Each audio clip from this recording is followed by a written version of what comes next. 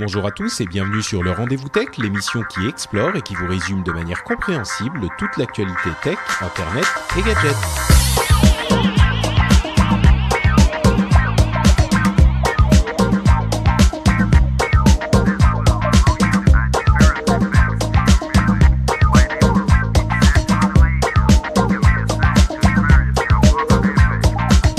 Bonjour à tous et bienvenue sur le Rendez-vous Tech, l'émission où on vous résume toutes les semaines l'actualité tech, internet et gadgets. Toutes les semaines, oui, sauf qu'aujourd'hui, non. Aujourd'hui, on a un épisode spécial qui, je l'espère, va être captivant, passionnant, va vous apprendre des choses, va vous amuser, vous distraire. Toute l'émission du Rendez-vous Tech, sauf l'actu, puisqu'aujourd'hui, on va vous parler de data, de marketing, de ciblage, de pub et toutes ces belles choses et essayer de vous expliquer un petit peu comment ça se passe aujourd'hui, parce que c'est vrai que c'est des domaines dont on sait qu'ils sont importants, qu'ils sont un peu complexes et qu'il y a beaucoup de fantasmes qui tournent autour de ces sujets, mais on ne sait pas toujours comment ça fonctionne. Donc aujourd'hui, j'ai réuni deux experts internationaux qui vont pouvoir nous détailler un petit peu tout ça. Je suis Patrick Béja, votre animateur et présentateur du Rendez-vous Tech, et j'ai l'immense plaisir de recevoir aujourd'hui Romain et Franck, Romain Robin et Franck Crémont. Comment allez-vous, messieurs ? Est-ce que vous êtes en forme, prêts à démystifier la pub et le marketing ? Bonjour Patrick, en forme, merci. Prêt pour essayer de vulgariser un peu le sujet autant que possible. Très bien, merci Romain. Et Franck, toi, ça y est, t'es d'attaque, c'est bon. Je sais que t'es un petit peu malade, tu me disais avant qu'on commence l'émission. Un petit peu, mais ça m'empêchera pas d'être présent. Merci pour l'invitation et cette opportunité. Et avec grand plaisir pour pouvoir échanger sur ces sujets avec vous deux. Très bien. Eh ben, écoutez, on va pas faire patienter les auditeurs plus longtemps. Je vous propose de vous présenter en quelques mots avant de se lancer, histoire que les gens sachent à qui et à quoi ils ont affaire. Romain, c'est vrai que certains se souviendront peut-être du nom évoqué ici et là dans les couloirs de l'époque No Watch des podcasts. Mais qu'est-ce que tu fais aujourd'hui ? Tu peux nous dire quel est ton métier ? Alors en effet, c'était il y a un moment chez No Watch. Je suis aujourd'hui responsable digital pour un grand groupe de prêt-à-porter qui distribue des vêtements pour enfants, notamment sur Internet. Ce que je fais depuis à peu près 6 ans ou 8 ans. J'ai pu passer par différentes sociétés, que ce soit des acteurs de la publicité digitale, des acteurs technologiques de la pub, des régies, et aujourd'hui chez l'annonceur, parce que je suis ce qu'on appelle un marketeur, ce qui fait que je suis on ne peut plus dans le sujet du ciblage, de la data, du marketing. Et pour la petite anecdote, j'ai travaillé durant 3 ans ou un peu plus de 3 ans avec notre ami Franck, avec qui nous sommes aujourd'hui. Très bien, bah justement, c'est une transition parfaite. Franck, toi, qu'est-ce que tu fais ? Lui est du côté annonceur, donc personne qui a une marque qui veut se faire connaître. Et toi, qu'est-ce que tu fais alors ? Alors moi, du coup, j'ai fait mes débuts en agence digitale, agence conseil et en développement justement des annonceurs sur le levier digital. Et depuis maintenant quelques années, je suis en régie média digital. L'objectif pour les régies, c'est d'avoir un accompagnement réseau technologique et un réseau de partenaires qui va pouvoir répondre aux différentes problématiques que peuvent avoir des annonceurs comme Romain sur le digital. Donc ça veut dire que toi, en fait, tu es la personne que viennent voir les gens qui veulent faire de la pub et tu te débrouilles pour placer leur message devant les bons yeux, quoi, en fait. Exactement. Je dirais plutôt répondre aux objectifs qu'a l'annonceur par rapport à des audiences ou à des profils en particulier. Donc ça peut être des besoins en trafic, en vente si on est un e-commerçant, en lead si on vient la demande de devis par exemple, tous ces genres d'objectifs que peuvent avoir les annonceurs sur le digital. C'est vrai qu'on a tendance à penser au marketing comme de la pub, c'est-à-dire mettre une bannière ou un message publicitaire devant les yeux ou dans les oreilles d'une audience. Mais j'y pensais pas forcément. Il peut y avoir d'autres buts aussi. La vente est un but évident, mais du trafic, par exemple, ça peut être la raison pour laquelle quelqu'un vient vous voir. C'est pas juste afficher de la pub, quoi. Tout à fait. C'est un des points principaux qui fait qu'aujourd'hui le marketing digital a quasiment supplanté et a supplanté depuis 2017 les budgets télé. C'est-à-dire qu'il y a les gens, les marketeurs dépensent plus de budget en digital qu'en télé. C'est qu'aujourd'hui, l'objectif principal n'est pas l'exposition simple et pure et dure d'un message commercial, mais c'est vraiment d'engager l'utilisateur, de générer une interaction avec lui et d'être capable surtout de mesurer tout ça et de l'optimiser dans le futur. Le but principal, c'est vraiment générer de l'interaction, que ce soit par la vente, qui est un petit peu, on peut être, soyons honnêtes, le Graal de tout annonceur, que ce soit quelqu'un qui vend des vêtements sur Internet ou quelqu'un qui vend une voiture. Je prends l'exemple de la voiture parce que Franck parlait des leads, de comment générer des leads, des prospects, des devis pour essayer des voitures notamment. Imaginons que demain, la publicité ait la capacité à faire vendre des voitures directement sur Internet, ce serait le Graal pour tout concessionnaire. Donc la vente reste un peu le Graal, mais en effet, comme tu l'as dit, Patrick, il y a beaucoup de ce qu'on appelle des KPI, cet anglicisme un peu bâtard, mais qui est ce métrique, cet indicateur de succès d'une publicité, cet indicateur de succès qui peut être le trafic emmené sur le site, la simple impression publicitaire peut être un critère de succès aussi d'une campagne publicitaire, la génération de devis. L'important est d'être capable de mesurer ça, de le quantifier, de savoir où est la valeur ajoutée de cette publicité pour ensuite l'optimiser dans le futur.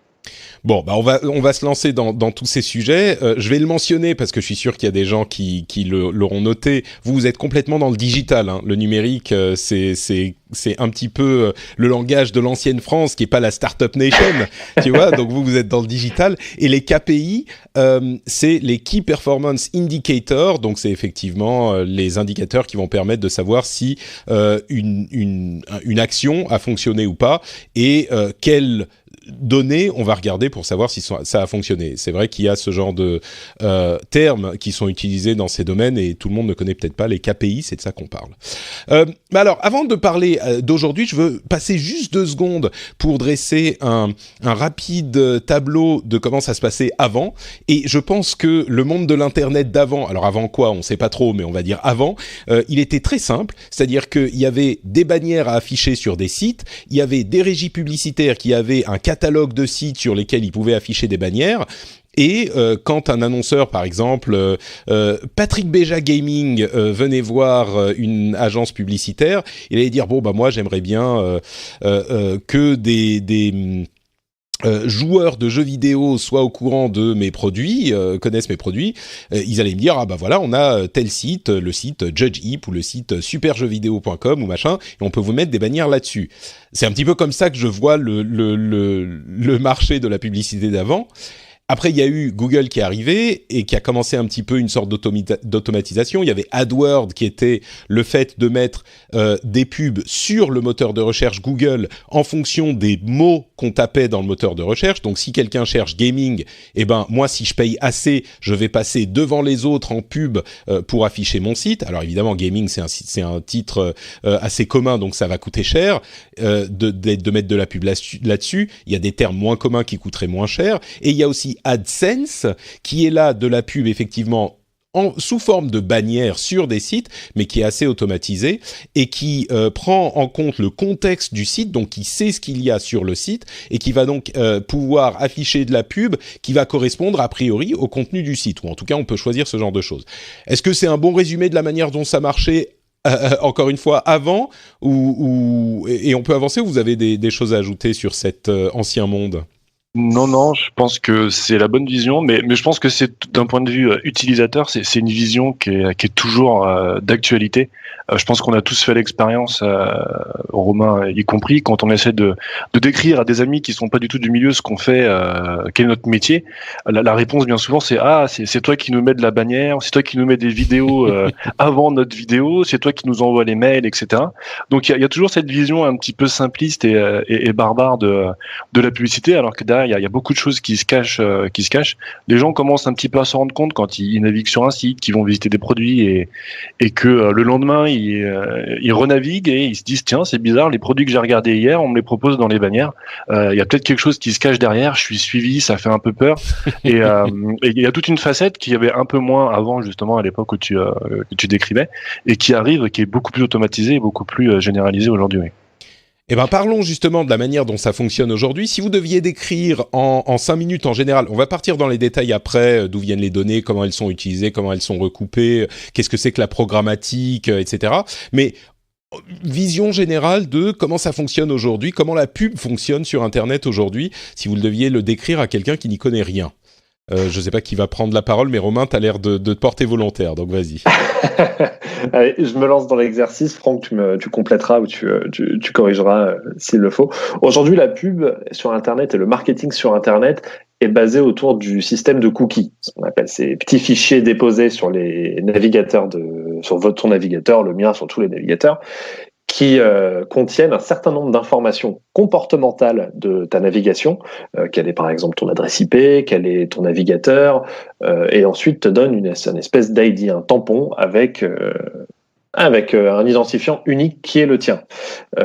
Facebook utilise son système de cookies, Google a le sien, n'importe quel site de presse ou de média a le sien. Et aujourd'hui, le monde de la publicité se base sur ces cookies. Excuse-moi, je t'interromps déjà, ouais. Romain, mais quand tu dis un identifiant unique, c'est unique par site. C'est-à-dire que Le Monde a sa liste, lemonde.fr ou lefigaro.fr.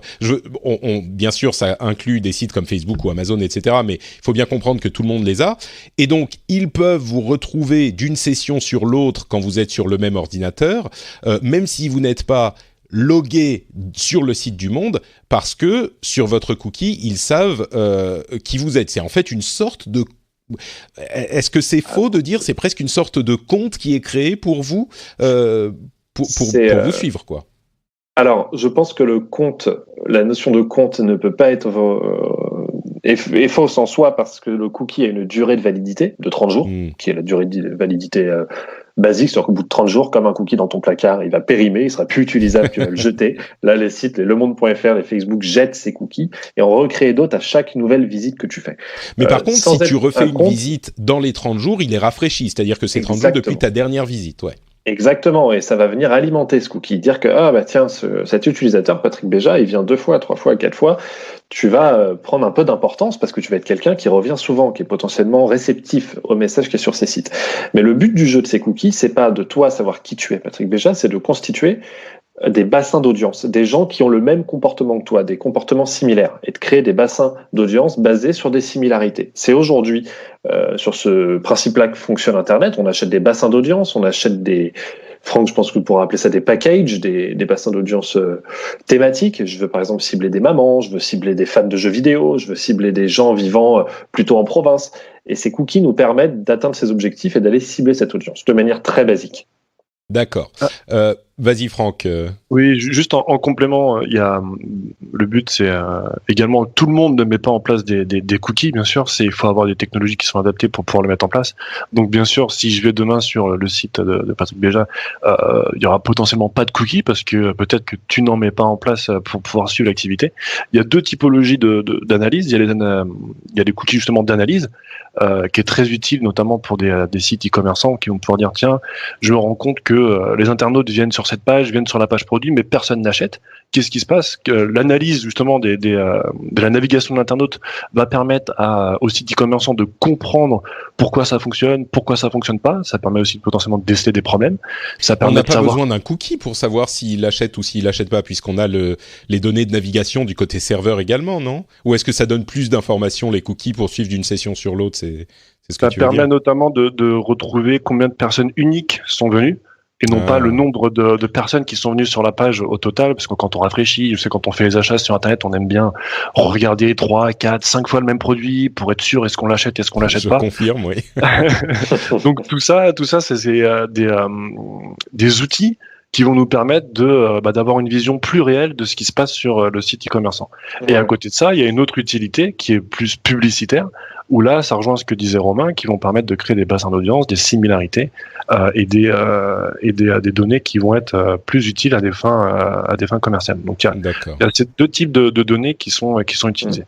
Alors, pour désamorcer, j'imagine, les questions que peuvent avoir les auditeurs aujourd'hui, les informations qui sont contenues dans un cookie sont des informations qui sont pseudonymisées, ce qu'on appelle, qui sont anonymisées, qui ne sont pas des données personnelles. C'est-à-dire que dans un cookie, il n'y aura jamais un nom, un prénom, une adresse postale. Ce sont des données, on va dire, numériques, des données informatiques, ton adresse IP, ton heure de l'adresse session. IP, le navigateur qu'on utilise, voilà. Etc. Oui.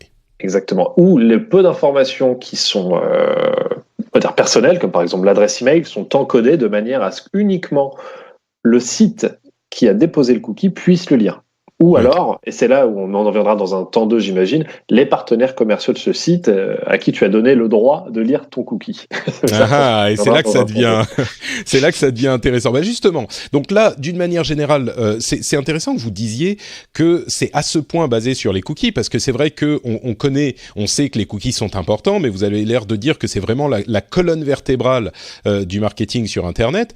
Moi, immédiatement, la direction vers laquelle je serais allé pour essayer de réfléchir à ce qui est important dans le marketing sur Internet, c'est plutôt les profils constitués par les réseaux sociaux ou assimilés. Quand je dis réseaux sociaux, je pense évidemment à Facebook en premier ou à Twitter. Et quand je dis assimilés, je pense à des sites comme Google ou comme Amazon qui vont avoir énormément d'informations sur nous. Mais qui sont a priori dans des silos, c'est-à-dire que je comprends bien que Facebook, parce que je lui donne ces informations et parce qu'il sait les types d'éléments que je like ou auxquels je réponds, avec lesquels j'interagis, ou les pages auxquelles je m'abonne, il va savoir quel type d'utilisateur je suis.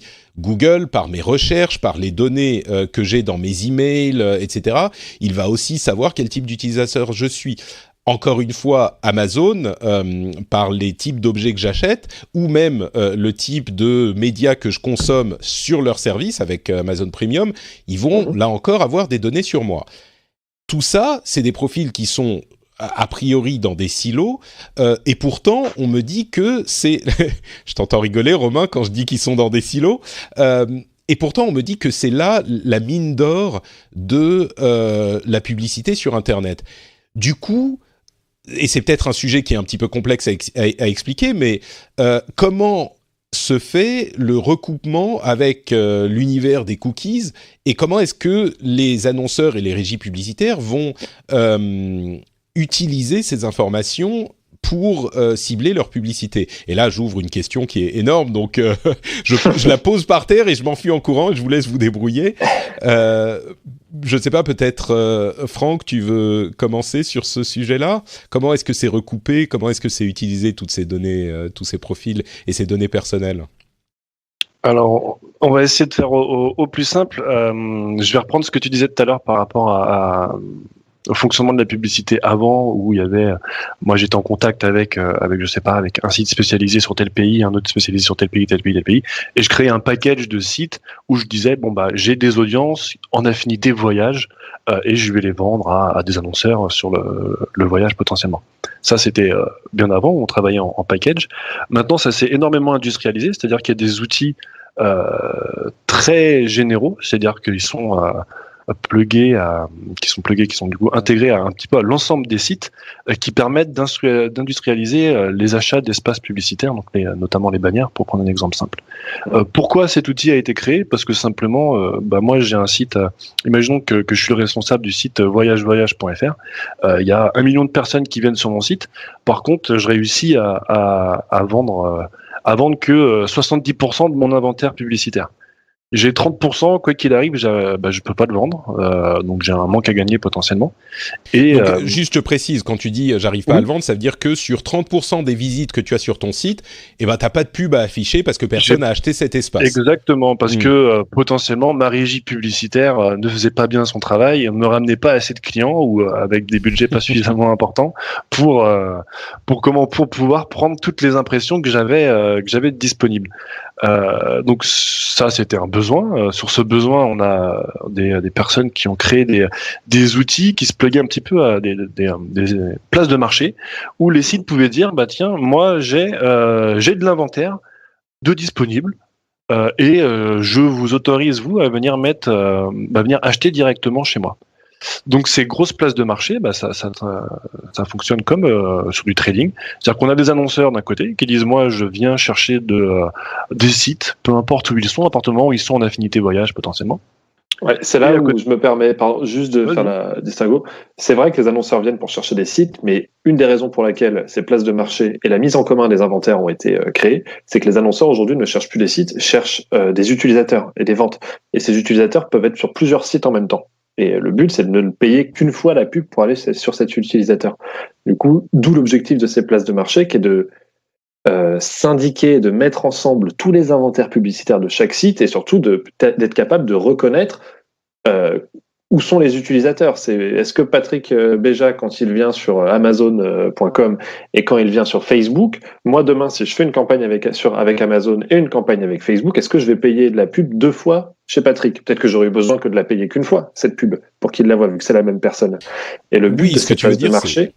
Ce que tu veux dire, c'est que on va éviter d'avoir à m'afficher à moi la pub sur Amazon et sur Facebook, parce que si on l'affiche que sur Amazon, bah ça suffit. J'aurais vu le truc. Oui, et surtout moi je la paye qu'une fois. Oui, c'est ça. Faut pas oublier qu'on est énormément dans une logique de rentabilité des coûts, ce qui a changé toute la donne, versus la publicité print ou télé avant, où tu dépensais des budgets et tu connaissais pas vraiment les retours qu'il y avait, à part les boîtiers médiamétrie qui étaient complètement faussés. Aujourd'hui, on peut tout mesurer à l'individu. D'où la création de ces places de marché pour mettre ensemble ces inventaires publicitaires, mettre ensemble ces utilisateurs, de faire un peu un coup de tamis pour savoir qui est où et d'être capable de ne payer et d'engager la conversation avec un utilisateur qu'une seule fois. Mais on va reparler du ciblage et on a presque l'impression de comprendre qu'on cible les gens individuellement, mais je sais parce qu'on a préparé cette émission que c'est pas le cas a priori. mais je reviens vers Franck. Du coup, du côté régie média, ce que dit Romain, c'est que on cible pas forcément les sites, d'ailleurs on ne cible plus les sites, mais par l'intermédiaire de ces outils de mise en commun, on va cibler des audiences. Et à la limite, quels sites sont derrière, on s'en préoccupe pas forcément, c'est ça ? Ça dépend. L'explication par rapport aux places de marché, c'était vraiment pour recouper par rapport à ce que tu disais tout à l'heure, dans le sens où sur Amazon, on sait que moi je suis Franck et que j'ai acheté telle chose. Par contre, ce que Amazon sait sur son site, il le savait pas avant, forcément, quand j'ai navigué sur un site de jeux vidéo. Ces places de marché, étant donné qu'elles sont globales et industrialisées sur énormément de sites, vont pouvoir dire en fait à Amazon, bah tiens, cette personne-là que tu as vu acheter ou regarder telle chose, bah moi je l'ai retrouvé 2 jours plus tard ici. Est-ce que tu souhaites lui mettre une publicité ou pas? Et donc c'est vraiment ces outils qui ont permis de retrouver après et d'avoir une vision globale et toujours grâce à cette donnée du cookie, de pouvoir dire bah cette personne, je suis place de marché, je vois une personne arriver ici à la telle ID. Et après, elles vont demander à tous les annonceurs, tiens Amazon, est-ce que tu connais cet ID? Ah oui, moi je le connais, je l'ai vu il y a 2 jours sur mon site. Est-ce que tu veux lui communiquer? Oui, non. Pareil sur Facebook, pareil sur un annonceur lambda. Mais alors, ces mises en commun, en fait, ces recoupements de profils, j'aimerais bien comprendre, et peut-être que vous ne saurez pas me dire exactement comment ça fonctionne, mais comment est-ce qu'on va savoir que tel profil qui a été construit par Amazon correspond à la personne qui a tel profil sur Facebook? Comment est-ce que ces profils sont mis en commun? Je suis pas sûr de vraiment saisir techniquement comment ça marche, puisque les cookies sont isolés eux aussi. Romain? Alors, savoir qu'il y a eu l'émergence de ces places de marché ont généré beaucoup de nouvelles technologies et beaucoup d'innovations sur le web. Et ça a notamment créé ce qu'on appelle des DMP, qui sont des Data Management Platforms, qui sont des écosystèmes techniques que les sociétés comme n'importe quel site e-commerçant installe chez lui et qui met à disposition tout ce bassin de données clients qu'il a. Tous les gens qui achètent, imaginons chez moi, sur mon site de prêt-à-porter, tous les gens qui achètent, je connais ces gens-là, ils ont acheté chez moi, je connais leur compte, leur adresse email, les objets qu'ils ont achetés, et je suis capable de donner toutes ces informations à cette DMP qui donne aux places de marché l'information sous un format unifié, standardisé, que tous les annonceurs et toutes les régies de la place de marché reconnaissent. Et il y a 2 approches qui fonctionne derrière, c'est que Franck, on disait tout à l'heure que la clé de reconnaissance principale, c'est le cookie. On utilise le cookie. Et on disait aussi tout à l'heure que chaque site a son langage de cookie. Que par exemple, toi, Patrick, ton ID de cookie sur Facebook va se lire de la manière suivante. 1, 2, 3, 4, 5. Voilà, ça va être ton ID. Et ton ID sur Amazon, pour aussi faire simple, ne se lit pas 1, 2, 3, 4, 5, mais se lit ABCDEF. Comment est-ce qu'on recoupe ces 2 cookies pour savoir que ton cookie Facebook et ton cookie Amazon sont les mêmes? 2 manières. 1, c'est d'utiliser de la donnée supplémentaire que moi je possède pour permettre de reconnaître ces cookies. Par exemple, l'adresse mail est-elle la même? Si c'est la même, on peut voir que c'est la même personne. On en déduit que c'est la même personne. Ça, c'est ce qu'on appelle une donnée déterministique. C'est un terme marketing statistique pour dire que c'est de la stat qui est déterminée. Le ton adresse mail, si c'est la même sur 2 cookies, bon, bah, c'est toi derrière, c'est une seule personne. La deuxième approche, qui est vraiment très statistique et beaucoup plus scientifique, c'est l'approche probabilistique, qui là, calcule et met en place des sortes de comportements de navigation, des comportements d'achat, pour permettre de reconnaître des gens. Par exemple, si telle personne, le matin à 8h, elle consulte un site sur son téléphone mobile. Tous les jours, à midi, elle utilise non plus son téléphone mobile, mais son desktop à telle adresse IP, et que le soir, elle revient sur tel mobile, à partir de telle heure, sur telle adresse, elle vient sur tel site, elle se connecte avec tel et tel type de navigateur, on en tire des schémas, des sortes de schémas de concordance qui permettent de recouper les cookies entre eux, et de savoir que plusieurs cookies appartiennent à la même personne. Donc c'est cette double approche, technologique qui est déterminée, qu'on sait, tiens, vous avez la même adresse email dans vos cookies, donc vous êtes la même personne, couplée à une approche statistique, probabilistique, qui fait qu'on arrive à déterminer des bassins d'audience et à suivre une personne, à suivre le parcours d'utilisation d'une personne sur Internet. Mais du coup, c'est pour. Il y a plein de questions qui me viennent à l'esprit en même temps. Ça veut dire que ces cookies sont partagés. Où est le... Parce que tu disais oui, les cookies sont chiffrés et ne sont pas accessibles. Le Figaro.com ne peut pas accéder aux cookies de lemonde.fr. On est d'accord. Ou le Figaro.fr et lemonde.fr. C'est ça le cœur de la question, non? Eux ne peuvent pas le faire. Ils n'ont pas d'intérêt à le faire. C'est comme si le poissonnier de la rue, de telle rue, allait donner sa clientèle à son poissonnier concurrent. Bien sûr, Figaro c'est ça. et Le Monde ne veulent pas donner les cookies, mais par contre, ils ont la capacité de tous les deux aller mettre leurs cookies sur la même place de marché. Alors et d'offrir justement, la vue au plus offrant. D'accord. Donc, il y a toutes ces données, tous ces cookies, tous ces profils qui sont finalement remontés au cœur de la toile de l'Internet et de la toile du marketing, que sont ces places de marché. C'est ça le cœur névralgique du marketing sur Internet aujourd'hui. C'est ça que vous êtes en train de me dire. C'est ces places de marché-là qui, elles, ont accès aux données de tout le monde, finalement. C'est ça ? Exactement. Exactement. Enfin, dis-moi si je me trompe, Franck, mais oui. Non, c'est... Oui, je te comprends. Je te rejoins là-dessus. Ils ont énormément d'informations. Ouais. Après, chacun a des technologies différentes pour les traiter, pour les approcher et de travailler avec. Ça, après, c'est ce qui fait la différence entre eux. C'est aussi pour ça qu'il y a de la concurrence et heureusement, chacun travaille différemment dessus. Je tiens tout de même à confirmer que tout ça, bien sûr, c'est des données cryptées. Quand on parlait tout à l'heure que potentiellement, on reprend l'exemple, le pauvre Figaro et Le Monde, ils ont qu'à pas être aussi connus. Ils ont leurs propres cookies avec leurs propres données. Bien sûr, ils vont savoir que franck@gmail.com, c'est mon adresse, mais ça, c'est une donnée qu'ils gardent bien sûr que pour eux. Après, tous les transferts de données sont cryptés pour que les seuls à avoir l'information réelle de l'identité soit celui qui en a le droit, à savoir si je me suis inscrit sur le Figaro, je veux pas que la place de marché connaisse mon adresse mail. Eux, ce qu'ils vont avoir, c'est une donnée cryptée de l'adresse mail qu'ils vont recoupler avec d'autres pour pouvoir reconnaître. Mais jamais ces trainers vont avoir accès à mon information personnelle brute.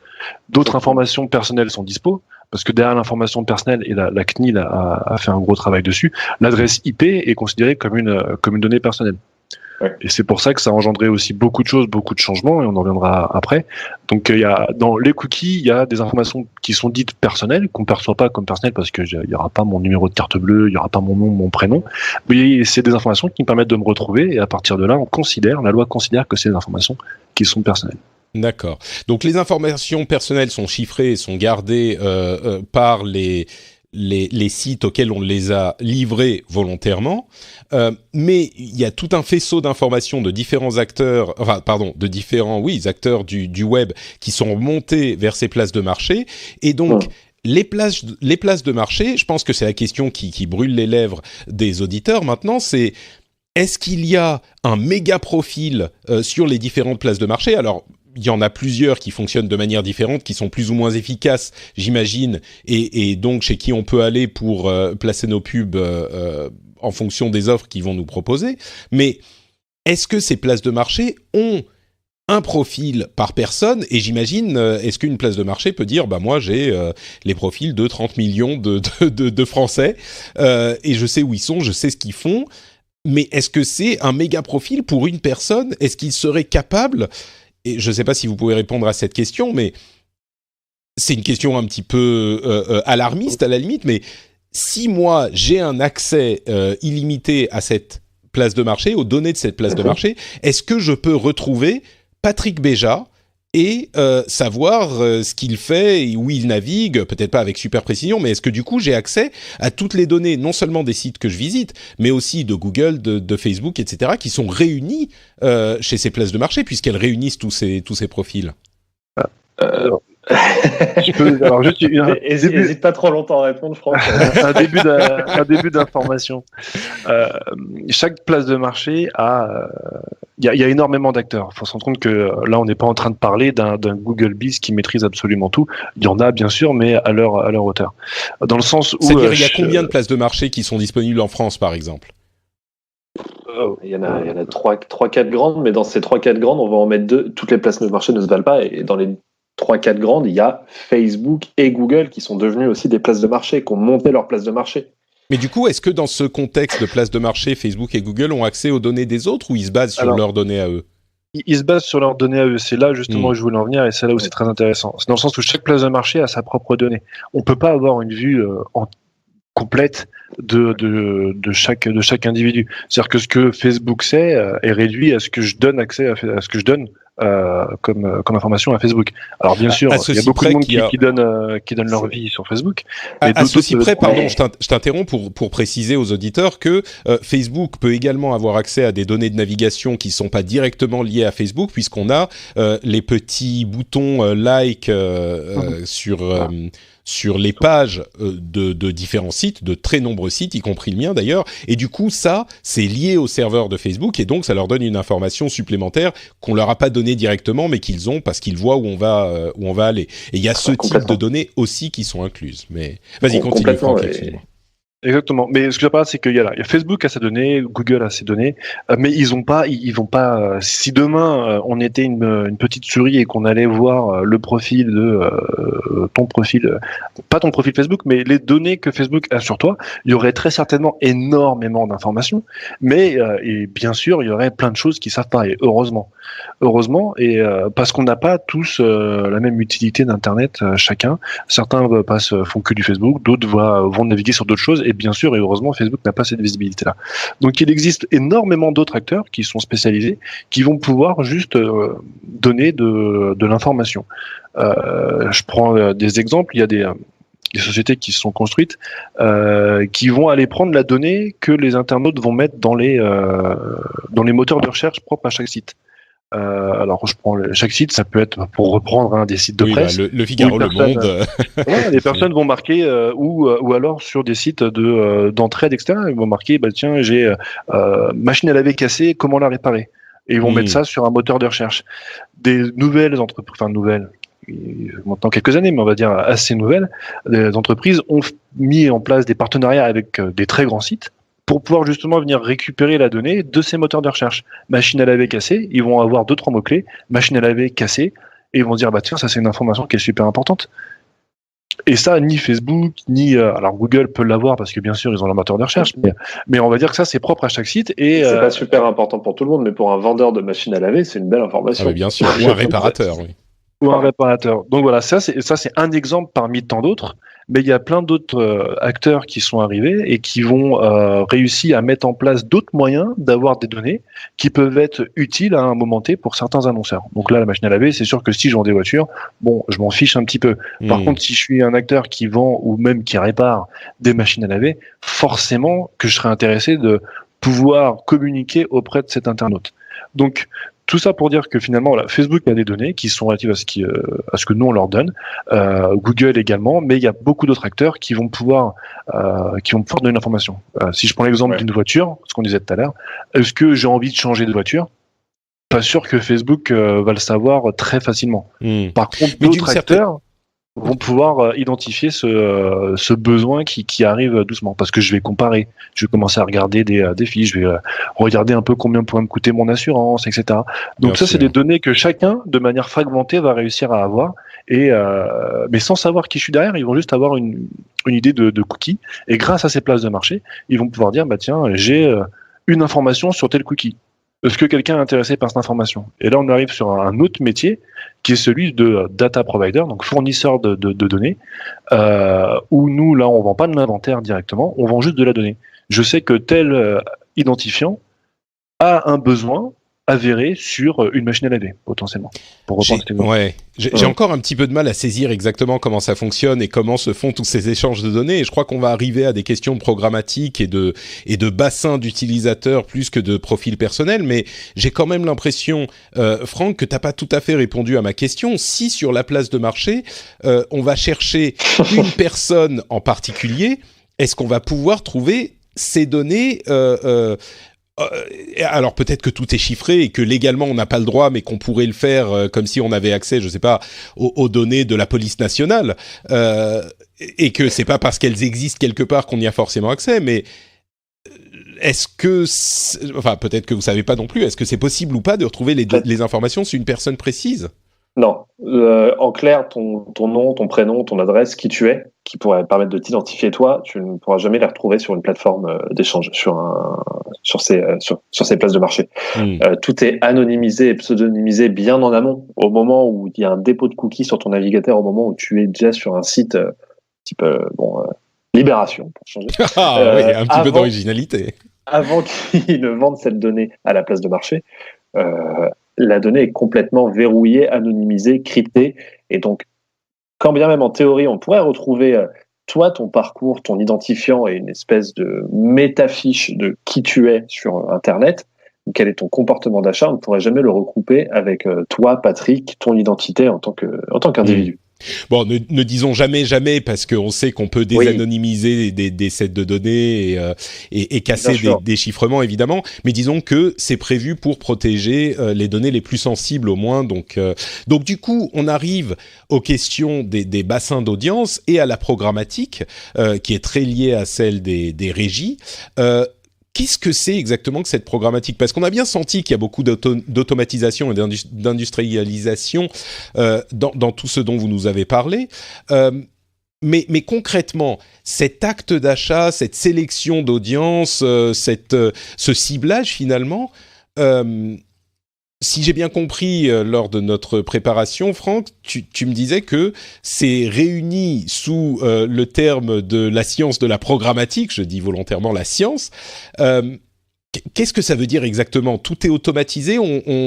Qu'est-ce qu'on fait quand on est annonceur ou régie pour toucher un certain type d'audience? Comment ça se passe très concrètement? Quelles données on rentre dans l'ordinateur et qu'est-ce qui se passe avec ces données?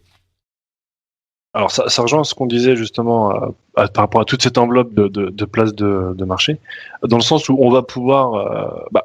chaque acteur a ses capacités de ciblage, dans le sens où il y en a qui vont pouvoir dire je souhaite cibler toutes les personnes qui ont des voitures des berlines, ou alors plutôt des citadines, etc., etc. Donc, j'ai pas de réponse universelle à donner dans le sens où chaque technologie va avoir ses capacités de ciblage différentes.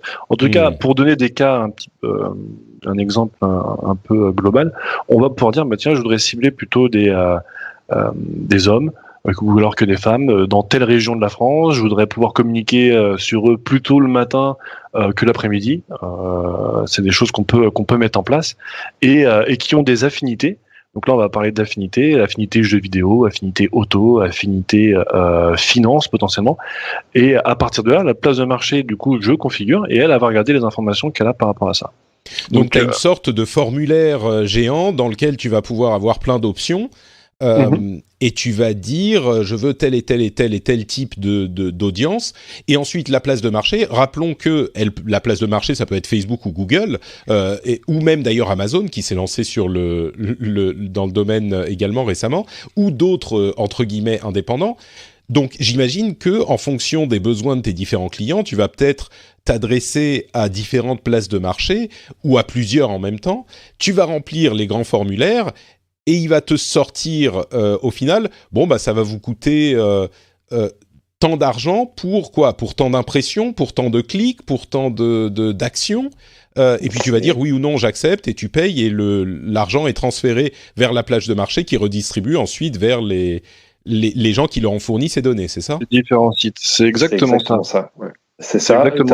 T'as abordé un point qui est intéressant, Patrick, c'est que toute la méthode d'achat se fait à l'enchère de manière générale. Il y a d'autres cas, il y aura toujours des gens pour dire oui, mais il n'y a pas que. La méthode d'achat principale sur les places de marché programmatiques se fait à l'enchère. C'est-à-dire que je dis moi je suis prêt pour quelqu'un qui connaît une femme qui souhaite acheter une voiture citadine qui est une CSP+, qui gagne entre tant et tant par an. En fait, je suis prêt à mettre je sais pas, on va dire 6 euros. 6 euros pour 1000 affichages. Je suis prêt à payer 1000 affichages de cette pub, 6 euros, auprès de personnes qui ont ce profil de intentionniste, voiture citadine, femme, CSP+. Et tout se fait sur les plateformes, sur les places de marché.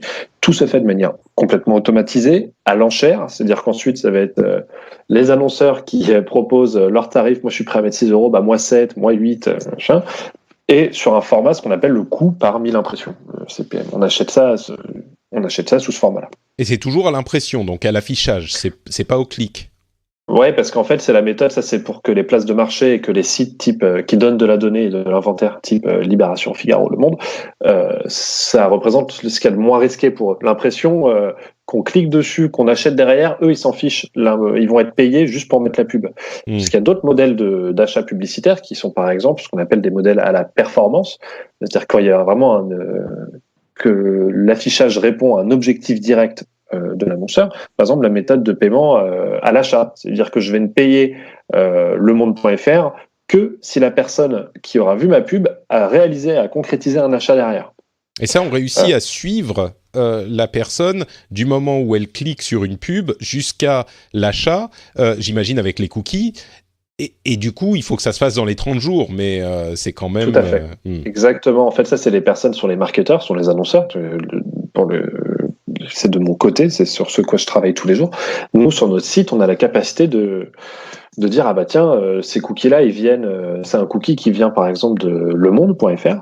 Et le dernier cookie, le cookie le plus récent de cet utilisateur, il vient de Le Monde. Du coup, je vais rétribuer Le Monde pour le remercier de m'avoir apporté quelqu'un qui a fait générer une vente. C'est comme les liens d'affiliation dont on entend souvent parler. C'est ça, exactement. Le lien d'affiliation, c'est simplement des liens qui rétribuent la personne, le site, on va dire, qui rétribue le site qui a aidé à concrétiser un achat. L'espèce de buteur. Si tu prends l'exemple d'une équipe de foot, l'affiliation ou le modèle à la performance rétribue celui qui a marqué le but. Pas le passeur, pas celui qui a fait la passe décisive ou pas les 9 passeurs de derrière.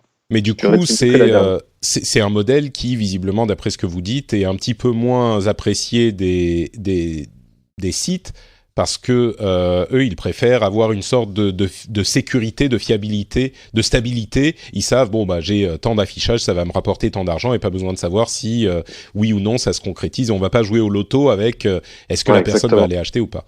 Je reviens vers toi, Franck, du coup.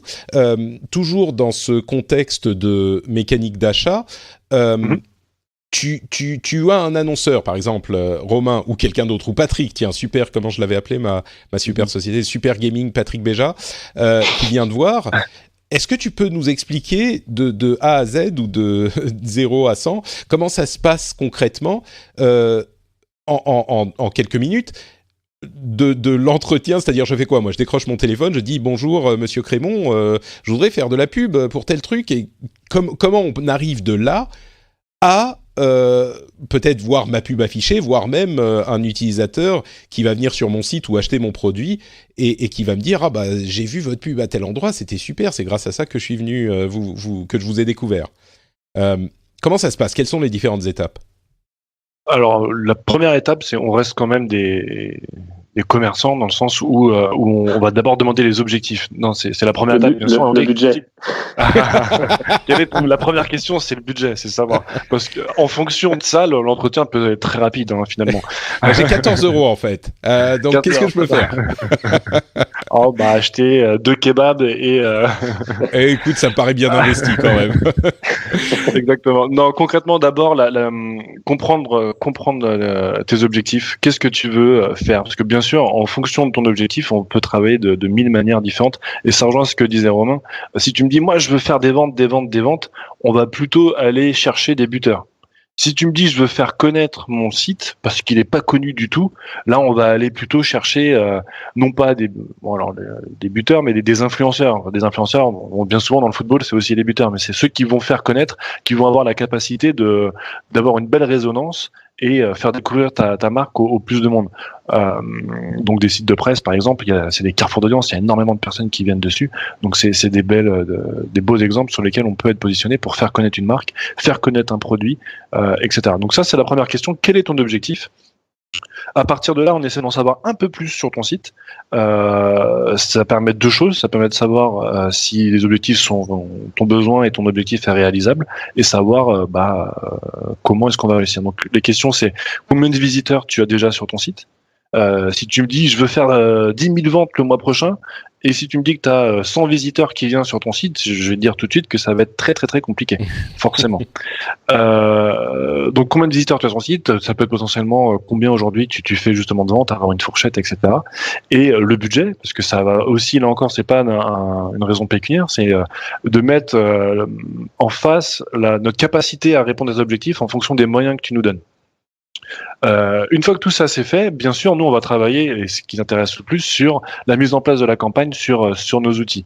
Donc là, ensemble, on définit les cibles à aller toucher. Donc bien sûr, vu que c'est ton site, normalement tu es la meilleure personne qui peut nous conseiller sur les cibles à aller toucher. Donc tu vas me dire, moi c'est que des hommes, il y a vraiment aucune femme qui est intéressée par mes produits. Donc là déjà de base, on sait que on va configurer nous nos outils pour aller toucher que ce type de personnes. Et après, on va essayer d'aller justement via les places de marché configurer pour aller chercher des personnes qui sont le plus en affinité avec tes produits. Ça, c'est le premier point. Le deuxième point, on va essayer de venir analyser sur ton site qui sont les visiteurs et qui sont ceux qui achètent. Parce que bien sûr, la meilleure façon de pouvoir toucher une personne dans ta cible, c'est de regarder ceux qui sont déjà consommateurs. Et à partir de là, on va essayer d'aller cibler des profils jumeaux statistiques, voilà, qui correspondent, qui ont les mêmes attraits que toi d'un point de vue statistique. Tiens, on se rend compte que les personnes qui vont et qui achètent sur ton site, ils vont énormément sur des sites de beauté, par exemple. Et après sur des sites de telle et telle chose. Donc nous après on peut mettre en place des scénarios et plutôt des statistiques qui nous permettent de dire on a beaucoup plus de chances d'aller toucher la cible de Patrick si on est positionné sur telle cible. D'accord. Donc ça c'est la mise en place, et après bien sûr il y a un travail quotidien pour vérifier si les suppositions qu'on a fait au début sont bonnes, si la machine qui est beaucoup plus intelligente que nous aujourd'hui fait bien son boulot, et de contrôler l'ensemble et de donner de la visibilité par rapport aux opérations qu'on met en place. Donc du fait, j'imagine, en fonction des budgets que vous avez et des annonceurs avec lesquels vous travaillez, plus ils sont gros, plus vous allez être corriger les opérations avec minutie et suivre au jour le jour. Il y a aussi des gens entre guillemets normaux ou des petits sites pour lesquels soit vous allez juste faire la traduction des besoins sur les sites en programmatique, soit carrément, j'imagine qu'ils peuvent utiliser les sites directement, non ? Ou est-ce qu'il y a des moyens de faire ça avec moins d'expertise évidemment, mais d'aller sur les sites de programmatique je sais que c'est possible sur Google par exemple avec tout à fait. AdSense, ouais. Tu l'as, en fait, tu as répondu à la question que tu as posée. Tu as répondu à ta question. C'est qu'il y a aujourd'hui la porte d'entrée sur le web marketing, ça reste Google. Google c'est la page d'accueil de tout le monde sur chaque navigateur. C'est l'adresse email de, je sais pas, 30 ou 40% des internautes, c'est du Gmail. Ça reste la porte d'entrée également, du coup, marketing. Google a déployé des efforts qui sont colossaux pour faire de la publicité quelque chose de trivial sur Internet. Et aujourd'hui, n'importe qui moi, avec une simple carte bleue, peut venir en quelques clics et qui sont exprimer ses besoins. Tu peux venir exprimer tes besoins en quelques clics auprès de Google. C'est très didactique, c'est très vulgarisé, c'est très visuel, et faire de la publicité de manière programmatique sur un réseau de sites aussi large que performant. D'ailleurs, donc on rentre le truc, et comme vous le disiez, il y a une sorte de gloubi-boulga de mise en commun de données et de sites et d'affichage, et on ne sait pas vraiment où ça part, quoi. On sait qu'on va avoir tant d'affichage, tant d'impressions, mais ça part, et puis on sait pas qu'on va décider sur quel site ça va. D'ailleurs, y compris c'est la même chose un petit peu sur Facebook, sauf que là on va faire de la pub que sur Facebook. On va dire je choisis tel tel pays, telle tranche d'âge, tel truc. Et on peut promouvoir une mise à jour, et ça va s'afficher sur tant de profils. Mais on ne sait pas vraiment comment ça se passe derrière, et à la limite, ça importe peu, puisqu'on est encore une fois basé sur ce dont vous parliez au début, ces bassins d'audience qui sont des ciblages par catégorie, et pas du tout par... Ouais. Il y a les deux... Pardon, vas-y, je t'en prie, Romain. Juste une seconde sur ce point-là, c'est assez intéressant la notion de on s'en fiche d'où ça vient, d'où ça part, le trafic. C'est assez vrai aujourd'hui. C'était beaucoup moins vrai auparavant, car le fait de ne pas savoir où part ton trafic, c'est-à-dire que ton trafic, ta publicité peut être consultée non pas par des humains, mais par des robots. Et il y a un très grand problème de fraude sur Internet et sur la publicité sur Internet, de sites assez malveillants qui arrivent à lire les publicités de manière, sur des volumes colossaux, donc à générer de fausses performances publicitaires. Le but étant pour eux d'amasser un maximum d'impressions. Et on disait qu'en programmatique, tout était payé au coût par 1000 impressions. Le but de ces robots est de générer des milliers et des milliers d'impressions pour que leur site malveillant soit rémunéré par l'annonceur. Aujourd'hui, c'est moins vrai parce que les places de marché, là, ce fameux Gloubi-Boulga, cette méta place de marché où tout le monde est dessus, tous les annonceurs, tous les sites, toutes les régies, et là où on fait tous les échanges de données publicitaires, il y a une sorte de méga vérificateur au-dessus de cette plateforme, un standard de validation pour être certain ou s'assurer qu'il n'y a pas de fraude et que ce sont des vrais humains qui consultent les publicités. Donc aujourd'hui, c'est assez vrai, on s'en fiche de savoir où partent un peu les publicités. Auparavant, c'était très touchy, ça pouvait partir sur des sites malveillants, des sites qui font la promotion de contenu haineux, de contenu pas très adapté à certains produits, à certaines audiences. Donc voilà. Le monde a beaucoup changé dans le bien pour ça sur Internet. On a beaucoup plus de vérification et de garde-fous contre la fraude. Franck, tu voulais ajouter quelque chose avant qu'on parte sur justement la réglementation et le RGPD, etc.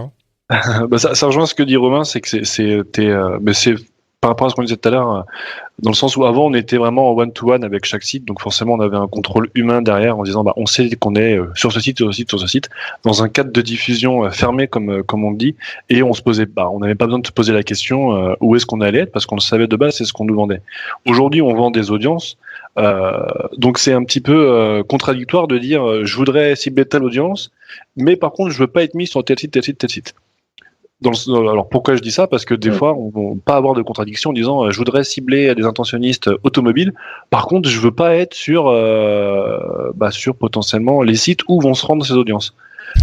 Est-ce que tu fais référence à des sites on peut le dire, on a cité en bien, on a cité les 3 plus grands sites de presse de la collective depuis tout à l'heure. Un des sites qu'on demande de bâcher parce qu'ils passent souvent, t'as par exemple des sites d'opinion politique un peu tranchés comme Boulevard Voltaire, sur lesquels on est toujours obligé d'émettre en disant non, on veut pas que nos publicités soient affichées sur ce site parce qu'il émet des opinions politiques qui sont c'est très vrai dans le luxe notamment. Le luxe est hyper regardant et eux ils vont demander à travailler sur même si c'est la data, donc les audiences qui vont optimiser et livrer les campagnes, livrer les impressions, ils vont demander moi j'ai pas envie que ma marque de luxe soit associée à tel site, tel groupe. Je pensais que vous alliez me parler de sites pornographiques et ce genre de choses, mais oui, là on est c'est tellement logique. Oui, ça c'est logique, bien sûr. Par défaut, même la partie politique, on peut le préciser, mais c'est bien sûr, c'est vrai.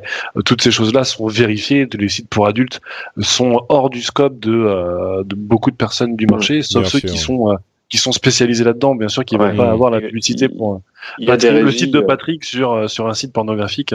Sachant que du coup, il y a des régies publicitaires qui sont spécialisées dans la promotion de publicité sur les sites pour adultes et pornographiques. Ça représente, faut pas oublier, les requêtes sur ces sites-là représentent 70% du volume de requêtes sur Google au niveau mondial.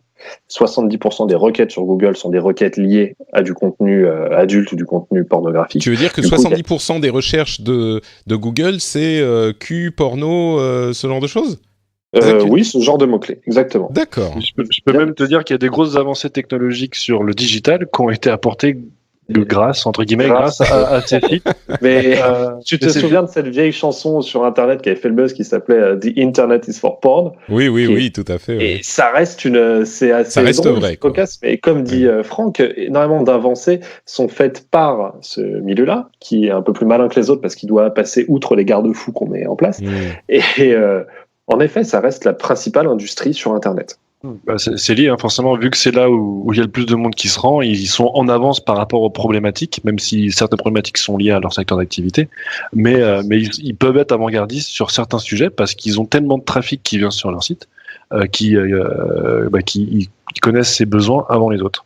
Donc ils se mettent à y répondre avant les autres également. Et tu vois, mais chez eux, il y a rarement le bouton like Facebook, tu vois. Effectivement. Tout ça pour dire que oui, on peut mettre en place des restrictions par rapport à certains sites.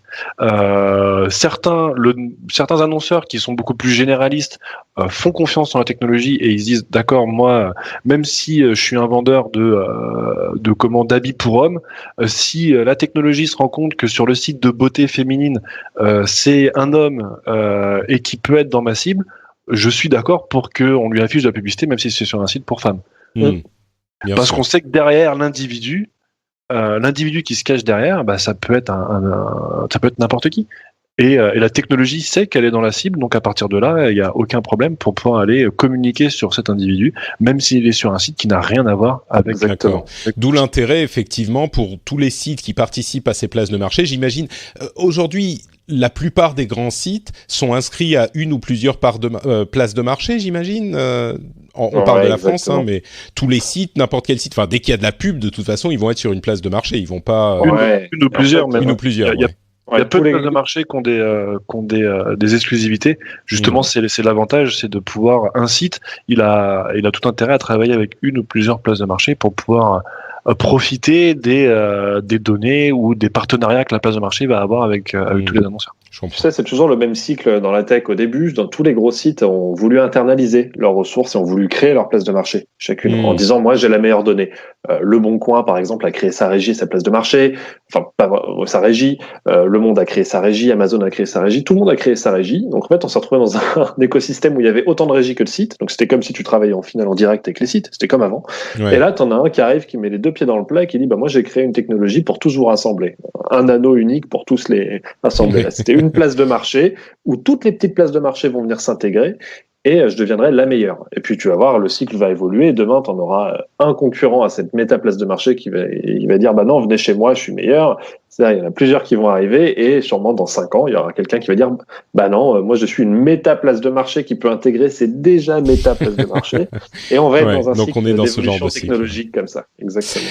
D'accord, j'aimerais parler de tout ça pendant des heures encore, mais il faut quand même qu'on évoque les questions de la réglementation et du RGPD. Qu'est-ce que ça veut dire? Qu'est-ce que ça a changé? Où on en est? Parce que ça a quand même été un tremblement de terre dans ce domaine, j'imagine, le RGPD. Oui et non. Oui et non, d'accord. Je vais te laisser commencer, Franck. Ça peut être intéressant. Là, tout de suite, il refile le ballon quand c'est un petit peu plus compliqué. Hein. Parce que je pense que Franck, en tant que régie et d'agence, est impacté de manière plus directe que moi en tant qu'annonceur. Bien sûr. Oui, les deux. Alors, RGPD, grosso modo, c'est le règlement général sur la protection des données. Dont on a beaucoup parlé dans l'émission. D'accord. Le but premier, c'est vraiment de pouvoir redonner à chaque utilisateur, donc moi, Romain et toi, le contrôle sur qui a accès à quoi. Dans le sens où justement demain donc ça rejoint avec tout ce qu'on a dit avant, c'est que quand je navigue sur le site de Patrick, potentiellement le tien, je suis d'accord pour que toi tes informations sur mon navigation. Par contre, la place de marché qui regarde un peu ce qui se passe sur ton site, j'ai pas envie qu'elle sache, je lui ai rien demandé, je la connais même pas, et j'ai pas envie qu'elle sache que je suis en train de naviguer sur ton site. Potentiellement. J'ai pas envie. C'est ça qu'on fait en fait quand on détermine l'utilisation des cookies. Si on prend le temps d'aller regarder avec quel partenaire extérieur ils partagent nos données, ces différents sites, c'est ça qu'on détermine. C'est le fait de se dire exactement. Telle place de marché ou tel autre partenaire pourra avoir accès aux données que j'ai sur toi grâce à ces cookies. Et ça concerne que les cookies ou les d'autres données qu'ils peuvent avoir si on s'est inscrit sur le site?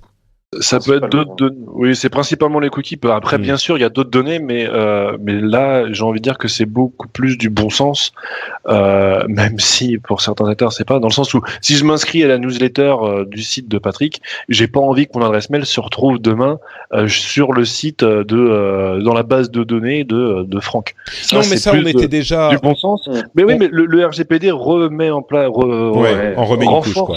On remet une couche parce que mine de rien, ça nous est tous arrivé de recevoir un mail d'une base qu'on n'a jamais entendu parler et on se dit mais qui c'est celui-là? Je reçois un mail, je me suis jamais inscrit chez lui. Et je clique sur le désabonnement, je reçois plus de mail de cette base-là. Par contre, 2 semaines après, je reçois un mail d'un autre acteur, je sais pas qui c'est. Il me vend des trucs, mais comment il est mon adresse mail? Donc tout ça, bien sûr, c'est des bonnes pratiques que le RGPD renforce là-dessus, mais il redonne surtout le contrôle pour savoir à qui je donne accès. Et ce que je disais tout à l'heure, c'est un point très important, et même aujourd'hui, donc c'était quand? C'était le 25 mai, si je dis pas de bêtises, que le RGPD a été appliqué. Il y a encore beaucoup d'acteurs qui sont soit pas conformes au RGPD, soit qui n'ont pas encore une bonne vision de ce qu'est le RGPD. Dans le sens où, quand on arrive sur un site, le fait qu'il y ait marqué en bas du site « Attention, l'utilisation de vos cookies via des partenaires peut avoir lieu », ça, c'est absolument fini. Ça, c'est plus conforme avec la loi. Ce qu'il faut, c'est avoir un module qui soit présenté à l'internaute, qui soit visible, voire même qui puisse interrompre, pas interrompre, mais qui ne puisse pas ne pas être visible entre guillemets, et qui donne accès à l'internaute à l'ensemble des acteurs qui pourraient avoir accès à ces données personnelles.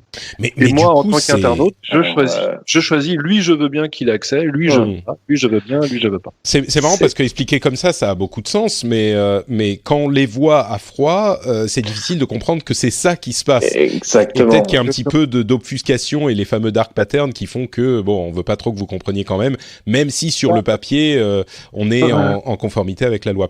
C'est pas parlant. Un Facebook, un Google sont tellement connus que, ok, on sait qui se cache derrière Google, et enfin on sait qui est Google et qui est Facebook. Par contre, moi, régie publicitaire qui m'appelle ABCDEF par exemple, moi en tant qu'internaute, je veux ABCDEF veut avoir accès à vos cookies. Non, je sais pas qui c'est lui. Alors que de nature, ABCDEF est un partenaire qui est qui est sur lequel l'annonceur, enfin le site sur lequel je suis en train de naviguer, peut pas se passer, parce qu'il a un fonctionnement et un partenariat avec ABCDEF et le site de Patrick potentiellement qui est très fort. Et si jamais moi, internaute, je donne accès j'autorise Patrick à accéder à mes données, mais pas au partenaire ABCDEF, toi Patrick, tu seras peut-être demain très ennuyé, parce que toi tu n'as pas la capacité de pouvoir potentiellement me retrouver sur le net. Je te donne un exemple concret. Parce que j'imagine que ça peut être un peu flou dit comme ça. Je suis sur un site de jeux vidéo et je navigue sur le site, je suis en train de regarder un article sur un jeu qui va bientôt sortir. Toi, t'es propriétaire du site, tu te dis tiens, j'aimerais bien pouvoir dans 2 semaines, quand le jeu vidéo va sortir, envoyer des bannières à l'ensemble des personnes qui sont venues sur cet article qui présentait la sortie du jeu vidéo pour leur dire tiens, le jeu vidéo est sorti, venez l'acheter sur mon site. Donc pour ça, tu as besoin d'un partenaire qui est une régie commerciale. La régie qui va pouvoir justement acheter des inventaires un peu partout. Donc si moi, en tant qu'internaute, je dis j'accepte que le site de jeux vidéo ait accès à mes données personnelles, mais pas le partenaire qui va permettre de me retrouver, toi, en tant que site vendeur, t'es bloqué.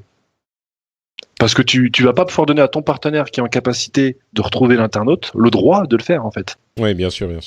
Donc, tu reproches un petit peu les restrictions du RGPD, finalement, là, Franck. Non, je reproche pas. Je dis juste que je rebondissais par rapport à ce que tu disais, dans le sens où, bien sûr, c'est pas parlant. Quand on est sur le RGPD, on va se dire la société XYZ veut accéder à vos données personnelles. Moi, je veux dire, je sais pas ce qu'ils font, tu comprends pas à quoi ça sert. Et bien sûr que quand on donne le choix, on mettra plutôt. La mesure, selon moi, la mesure de la RGPD qui avait quand même vocation à protéger et à informer l'utilisateur final, c'est un peu tirer une balle dans le pied, dans le sens où la loi est encore très floue, même aux yeux des annonceurs, aux yeux des régies, Les obligations, par contre, visuelles pour informer l'utilisateur de quelle utilisation sera faite de leurs données sont assez intrusives alors qu'elles avaient vocation à empêcher les comportements intrusifs des publicités. Je veux dire, aujourd'hui, sur son téléphone, avant de pouvoir accéder au contenu d'un site, il faut faire 2 à 3 clics pour dégager des pop-ins ou des fenêtres qui s'affichent. Il y a un sorte d'effet pernicieux et le fait que cette mise en conformité, il y a eu cette date du 23 ou du 25 mai pour que tout le monde soit en conformité là-dessus a fait que d'un coup, tous les utilisateurs se sont fait demander leur consentement par tous les sites qui consultaient et tout le monde s'est fait, enfin ça a eu l'effet inverse de j'avoue que tout le monde a reçu des centaines d'emails pour dire bonjour, maintenant nous faisons attention à votre donnée et à votre sécurité est notre priorité. Fallait cliquer, c'était un vrai jeu de piste sur tous les sites, cliquer sur OK, j'ai bien compris, d'accord, mes cookies seront utilisés, ce qui fait que je pense qu'au bout d'une semaine, tous les utilisateurs ont pris l'automatisme et l'habitude de cliquer sur ces trucs-là et n'y font même plus attention. J'avoue que moi-même, d'ailleurs le pire c'est que quand tu reviens sur un site ou sur un device différent, ou si tu navigues en privé comme c'est mon cas sur certains de mes devices, bah t'as ce truc à chaque fois quoi. À chaque fois, tu es obligé de recliquer. Et du coup, l'effet pernicieux dont tu parlais, c'est vrai que maintenant j'appuie sur OK, je m'en fous, allez vas-y avance et voilà. Et d'une certaine manière, je suis pas tout à fait d'accord avec vous parce que, ou plutôt, je suis d'accord avec une partie de ce que vous dites. L'intention est louable, c'est-à-dire que l'intention de donner aux utilisateurs, aux gens qui naviguent sur des sites, le fait de savoir pourquoi vont être utilisées leurs données, c'est ce que vous dites aussi, ça c'est louable.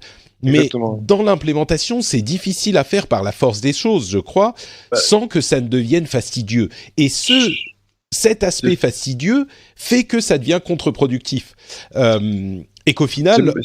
Oui, pardon, vas-y Franck. Excuse-moi, c'est pas fastidieux dans le sens, je dirais plus que c'est après c'est plus de la concurrence au global, parce que si on reprend l'exemple d'un Google et d'un Facebook, ils ont une puissance tellement importante que eux leur mettent une restriction comme ça, ils rajoutent dans leurs conditions générales et ils vont avoir des validations d'énormément de monde en très peu de temps. Alors que le nouvel acteur qui vient d'arriver, potentiellement, moi je crée une start-up et je veux me lancer là-dedans, qu'est-ce que tu as comme données ? Bah rien, parce que personne m'a donné son consentement. Donc déjà, ça crée une espèce de concurrence déloyale via une restriction légale. Exactement. Donc c'est ça que les BAFA ont une assise dessus. Et si tous les autres acteurs voulaient pouvoir les contrer et ne pas se retrouver en concurrence déloyale, ils ont dû mettre en place des systèmes, oui, et comme tu le dis, rabâcher, quitte à ce que ça en devienne ridicule. Donc oui, là, c'est louable parce que c'est très intéressant de le faire et l'intention est bonne. Par contre, dans la pratique, c'est un petit peu hypocrite parce qu'aujourd'hui, tout le monde, c'est de la surenchère, on le met un petit peu tout le temps, jusqu'à ce que l'internaute soit lassé.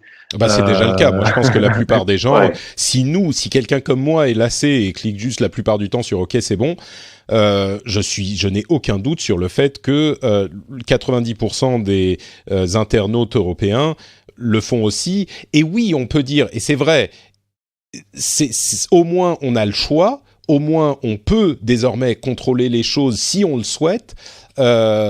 J'aurais presque tendance à dire il faudrait qu'il y ait un petit module d'option qui soit qui est la même icône partout sur tous les sites auxquels on peut aller facilement, mais qui soit pas aussi intrusif, de manière à ce qu'on puisse le faire une fois et enfin non, mais même pas, c'est insoluble comme problème parce que cette technologie en fait est basée sur les cookies dont on parle. C'est ça, qui sont rafraîchis tous les 30 jours, donc exactement, qui périment tous les 30 jours, donc potentiellement si tu consultes pas un site d'ici à 30 jours ou que tu décides pas de vider les cookies de ton navigateur, ce que moi je fais assez régulièrement pour être sûr qu'ils soient rapides et qu'ils prennent pas trop de mémoire sur mon ordi. Non, parce que tu es un marketeur et que tu comprends le système, donc tu sais qu'il faut vider les cookies, on a bien compris. On n'est pas dans la cible.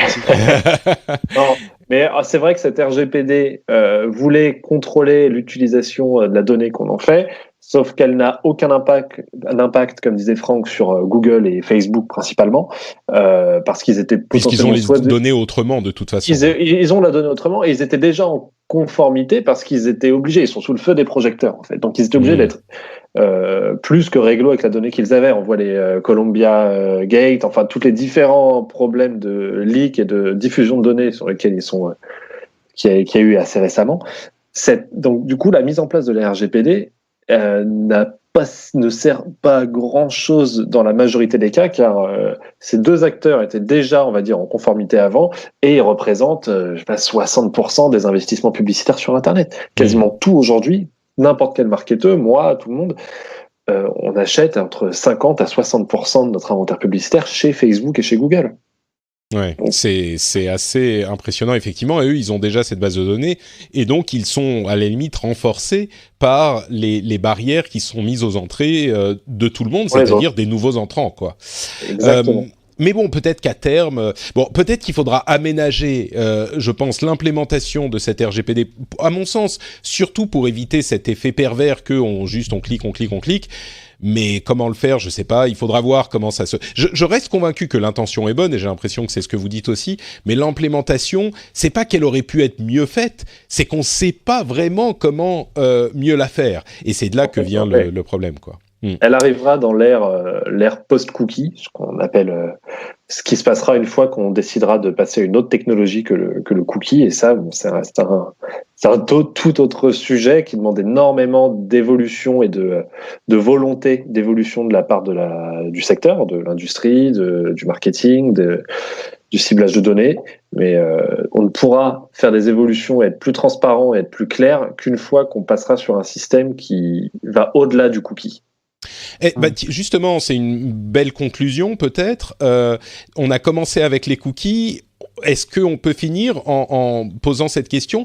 Est-ce qu'on commence à entrouvrir une porte sur un monde post-cookie, ou est-ce qu'on n'y est pas du tout et le cookie est encore la seule possibilité pour faire vivre cet écosystème hyper important qui est finalement l'écosystème de l'Internet, qui est celui de la publicité, sur lequel repose l'ensemble du contenu que vous consommez tous les jours sur Internet, ou on va dire l'immense majorité.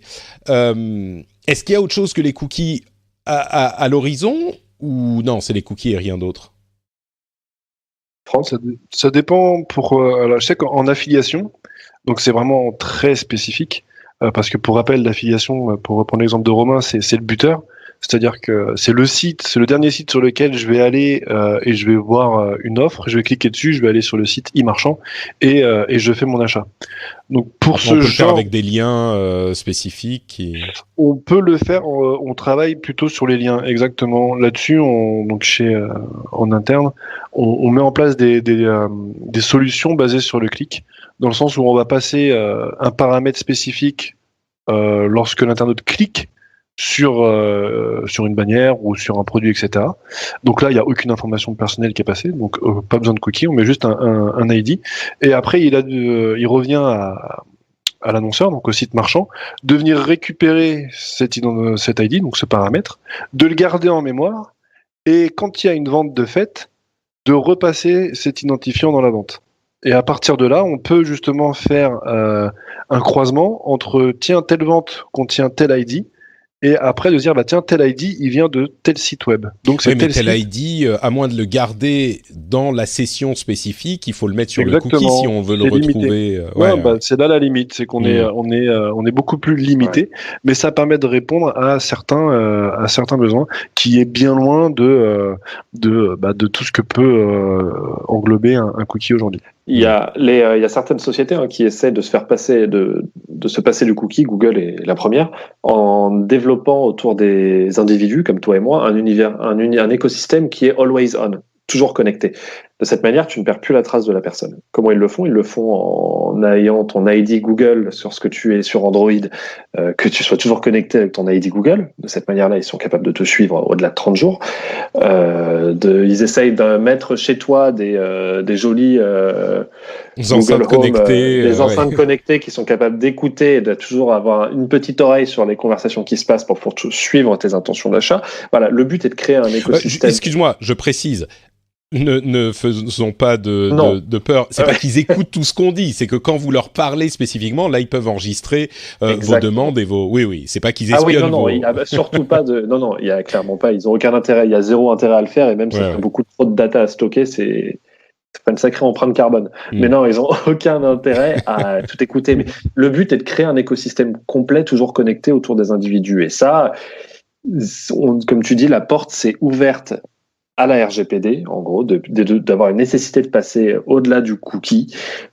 Mais je pense qu'étant donné la traction et l'inertie qu'a le marché, avec les milliards de dollars et d'euros qui sont investis chaque année et les enjeux qui sont là, il va falloir du temps avant qu'on puisse passer à un autre système. Je pense qu'on n'a pas encore vu la fin du cookie sur Internet. Et puis surtout, c'est peut-être ironique de dire ça, mais le cookie est un petit peu ouvert, en ce sens que tout le monde peut le partager, alors que les systèmes dont on parle, ou en tout cas, bon, les liens d'affiliation, ça peut être utilisé entre les différents sites. Mais quand on parle d'un écosystème qui nous suit partout, que ce soit celui de Facebook, de Google ou d'Amazon, ou même d'Apple, même si Apple le cas est différent puisqu'ils nous font payer le fait que il n'ait pas d'autres sources de revenus publicitaires par ailleurs. Je sais plus ce que je voulais dire, mais dans ces conditions, on est chez un seul acteur. On n'est plus sur un système ouvert. Et donc, ça renforce encore plus les positions, quoi. Exactement, mais tu es chez un acteur, comme tu le dis, qui a déjà une position dominante, qui représente 40% des investissements publicitaires, à lui tout seul. Bon, bah écoutez, je pense que on va arrêter les discussions à peu près à ce niveau-là. Je vous donne quand même quelques minutes pour conclure. On a vu que le cookie est le centre du monde aujourd'hui. Peut-être qu'il y aura d'autres choses à l'avenir. Qu'est-ce que vous voulez nous dire aux auditeurs après ces 7 heures et 15 minutes de discussion pour conclure l'émission? Peut-être Franck en premier. Conclure, c'est difficile de conclure après toutes ces... Bon, c'est pas obligé, hein, on peut... Non, juste, je rappellerai juste que le cookie, c'est un outil marketing comme bien d'autres, c'est pas une fin en soi, que derrière, c'est ce qu'on en fait et bien sûr, comment est-ce qu'on va l'utiliser qui va être le plus important. Je reviens à ce qu'on disait un petit peu au début et quand je me mets un petit peu à la place de mes amis qui sont pas du tout dans l'univers du web et qui me disent c'est toi qui fais ça, c'est toi qui fais ça, et on a tous eu l'expérience d'avoir 50 fois la même publicité ou la même vidéo qui arrive, la même vidéo publicitaire. Ça encore une fois c'est une bonne gestion de la publicité permet normalement de ne pas avoir 50 fois la même publicité.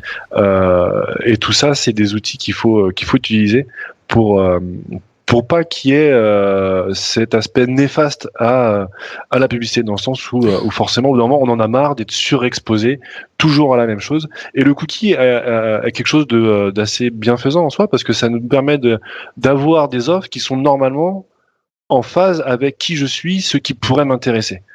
Et pas justement avoir du tout et du rien qui m'est exposé sur les sites où je vais. Donc je finirai juste... Vas-y, je t'en prie. Juste avant de te donner la parole, Romain, moi il m'est arrivé, j'ai fait une recherche une fois sur une toupie, je sais plus, il y avait un projet Kickstarter, une toupie qui s'arrête jamais, un truc marrant qui me paraissait un petit gadget, mais ces toupies, j'en ai bouffé pendant des semaines après. Chaque site où j'allais était couvert de pubs pour des toupies, c'était effrayant. Mais oui, c'est vrai que les cookies...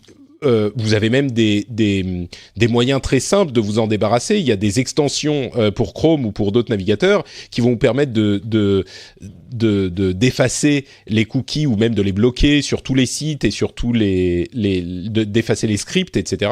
Je suis pas certain qu'on ait vraiment forcément envie de ça, parce que ça veut pas dire qu'on aura, et ils le disent souvent les sites, ça veut pas dire qu'on aura moins de pubs. C'est juste qu'on aura moins de pubs ciblées. Alors peut-être qu'on veut pas être ciblé, mais c'est un petit peu comme, je sais pas, c'est un petit peu comme les DRM en fait. Les DRM, c'est vrai que sur le principe, je suis pas forcément pour, mais on a atteint un niveau d'équilibre où c'est suffisamment peu contraignant. Et ça offre des avantages quand même intéressants, comme le fait de pouvoir, sur les jeux vidéo, les DRM, ça va, c'est pas trop gênant. Sur la vidéo, Netflix, il y a des DRM, ils sont bardés de DRM, les services comme Netflix, mais bon, c'est pas trop gênant, on y a accès partout, machin. Donc on a un équilibre. Internet est quand même essentiellement gratuit. C'est la publicité qui permet de faire vivre la plupart des sites aujourd'hui sur lesquels on navigue. Donc le mieux qu'on puisse faire, si demain devait y avoir un RGPD bis, ce serait peut-être plus sur la régularisation de la publicité, plus que sur que sur justement les données personnelles, à savoir, est-ce qu'on autorise les annonceurs à matraquer un individu tout le temps. Oui, mais du coup, il faudrait savoir qui a été ciblé directement. Ça, c'est aussi problématique si tu veux limiter le nombre de... Je n'apporte pas la solution, je pose la question simplement. Écoute, moi je pense que j'ai une autre solution quand même, qui va régler absolument tous ces problèmes, qui est que en fait la pub c'est bien joli, mais en fait c'est hyper toxique et hyper néfaste, et donc ce qu'il faut faire c'est payer pour son contenu, monsieur. Exactement. Venez sur patreon.com/rdvtech pour soutenir le Rendez-vous Tech. Non, c'est vrai que je dis ça en plaisantant, mais si, bien sûr, il faut que tous les auditeurs aillent tout de suite sur patreon.com/rdvtech pour soutenir l'émission, parce que ça vous apporte de la qualité, du plaisir, de bons moments. Il faut aussi reconnaître que même si demain tout le monde se met à payer pour les 2, 3, 4 sources de contenu qu'ils apprécient, ça ne veut pas dire qu'ils vont vouloir payer pour tous les contenus qu'ils consomment. Il y a énormément de contenus aujourd'hui qu'on est parfaitement prêt à consommer contre de la publicité. Donc les deux doivent coexister. Moi, je pense que le modèle hybride, ou même pas hybride, le modèle où les deux existent est important. Et donc, ça veut dire que la publicité... Enfin, soyons honnêtes, la publicité existe depuis la nuit des temps et elle ne va pas disparaître demain. Donc, c'est un modèle d'affaires qui est peut-être un peu excessif aujourd'hui, et c'est pour ça qu'on a des réglementations comme le RGPD plus ou moins bien implémentées qui visent à encadrer ces utilisations, et peut-être qu'il en faut d'autres, mais je pense que c'est tout aussi vrai que la publicité est importante, et je dis pas que ça parce que vous êtes dans l'émission et que sans publicité vous n'auriez pas de travail. C'est tout un pan de la création de contenu au sens large qui pourrait pas exister, soyons clairs, sans publicité, quoi. Tout à fait. Oui, vas-y Romain, je te laisse les derniers mots et puis on va se quitter. Non, mais je suis globalement d'accord avec vous. Faut pas oublier que la publicité derrière, ce sont des annonceurs surtout qui veulent faire de la publicité. Et aujourd'hui, on est plus que jamais dans l'apport d'une expérience client dès l'affichage publicitaire. Du coup, ce capping, cette maîtrise des investissements, cette maîtrise du ciblage est aujourd'hui plus que jamais pour tous les marketeurs du marché la priorité principale. D'apporter la meilleure utilisation et la meilleure expérience utilisateur possible. Et comme disait Franck, très juste titre, ceux qui vous connaissent le mieux ne sont pas ceux qui vous matraquent le plus, justement. Quand c'est fait en bonne intelligence, avec les bons outils, les bons leviers de déclenchement d'achat et les bons partenaires, c'est même agréable. Une bonne utilisation publicitaire peut être agréable. Écoutez, vous aurez au moins appris quelque chose dans le Rendez-vous Tech. En fait, la pub, ça vous fait plaisir. C'est ça qui est bien. Non, mais bon, c'est même sans ironie, on peut le dire. Une bonne pub, c'est vrai, c'est une pub qui marche, c'est une pub sympa. S'il y avait que ça, on le saurait. Mais il faut que ça soit bien contrôlé pour pas être aussi irritant que ça. Ensuite, la question des profilages et des données privées est autre. Et j'espère que, grâce à cet épisode, vous aurez un petit peu compris de quoi il en retourne, comment ça fonctionne, et que au moins vous saurez ce qui se passe quand vous avez ces écrans géants de RGPD qui vous demandent où vous voulez que vos données soient utilisées. Ça sera au moins ça de gagner avec cet épisode. Merci à tous les deux. Avant de se quitter, Franck et Romain, est-ce que vous pouvez nous dire où on peut vous retrouver sur Internet ? Je ne sais pas si tu as un compte Twitter, Franck. J'en ai retrouvé un, mais je ne sais pas si tu l'utilises. Donc, je ne sais pas si tu veux que je le mette sur les... Je l'utilise, pas forcément à des fins pro. Je mets un petit peu de tout dessus, des news et du pro aussi. Mais j'utilise un petit peu. C'est Franck _Oyo. Et c'est là-dessus que je poste. Très bien, je mettrai ce lien dans les notes de l'émission. Romain, pour ta part ? C'est pareil, vous pouvez me retrouver sur Twitter, j'y poste des trucs perso, des news, des actus. C'est @Romain Robin, c'est mon nom, mon prénom. Super. Voilà. Et ben les notes, les liens seront dans les notes de l'émission. Et moi, je vous recontacterai pour savoir comment faire de la bonne pub pour faire connaître le rendez-vous tech. En fait, c'est ça mon problème avec l'émission. C'est tu vois, c'est que alors je vais m'asseoir dans votre bureau, on va dire. Alors quel est votre but, Monsieur Béja? Voilà. Alors moi, je voudrais faire du branding, connaître. Je vous ai dit tout à l'heure, non, c'est 14 €. C'est non, c'est pas ça. Ok, d'accord. On en discutera. Très bien. Pour ma part, c'est Note Patrick sur Twitter, Facebook et Instagram, et vous pouvez bien sûr venir commenter l'émission et l'épisode sur frenchspin.fr. Et si vous voulez un petit peu d'informations sur le jeu vidéo, on en a parlé un petit peu dans l'émission, vous pouvez aussi suivre le rendez-vous jeu qui parle de jeux vidéo. On a d'ailleurs, si tout va bien, très bientôt une émission sur Red Dead Redemption 2, qui est le gros jeu de l'année. Donc normalement, ça sera disponible, je ne sais pas exactement quand, peut-être un peu avant, un peu après la sortie de cet épisode, mais ça sera sur le flux du rendez-vous jeu, ça par contre c'est certain. On vous remercie de nous avoir écoutés et on vous donne rendez-vous dans une semaine pour un nouvel épisode avec des trucs Apple entre autres. Ouais, super. Allez, ciao.